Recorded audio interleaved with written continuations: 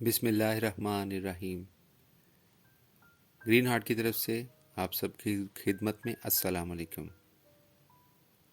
معزز سامعین، حضرت واصف علی واصف رحمۃ اللہ علیہ کے چند اقوال آپ کی پیش نظر ہیں۔ آپ فرماتے ہیں، رزق صرف یہی نہیں کہ جیب میں مال ہو، بلکہ آنکھوں کی بینائی بھی رزق ہے، دماغ میں خیال رزق ہے، دل کا احساس رزق ہے، رگوں میں خون رزق ہے۔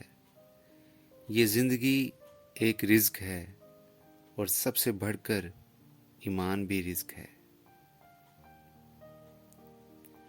جو شخص سب کی بھلائی مانگتا ہے، اللہ اس کا بھلا کرتا ہے۔ جن لوگوں نے مہمانوں کے لیے لنگر کھانے کھول دیے، کبھی محتاج نہیں ہوئے۔ جب عزت اور ذلت اللہ کی طرف سے ہے، رنج و راحت اللہ کی طرف سے ہے، دولت اور غریبی اللہ کی طرف سے، زندگی اور موت اللہ کی طرف سے، تو ہمارے پاس تسلیم کے علاوہ کیا رہ جاتا ہے؟ معزز سامعین، یہ وہ چند اقوال ہیں جو حضرت واصف علی واصف رحمۃ اللہ علیہ نے رزق کے حوالے سے بیان فرمائے، اور آپ نے بہت ہی عمدہ طریقے سے رزق کو ڈیفائن کیا۔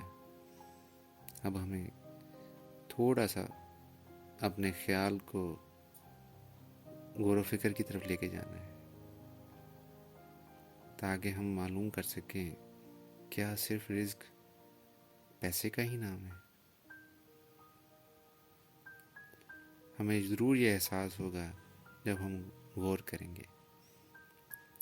آپ اپنی دعاؤں میں ہمیں یاد رکھیں۔ اللہ نگہبان۔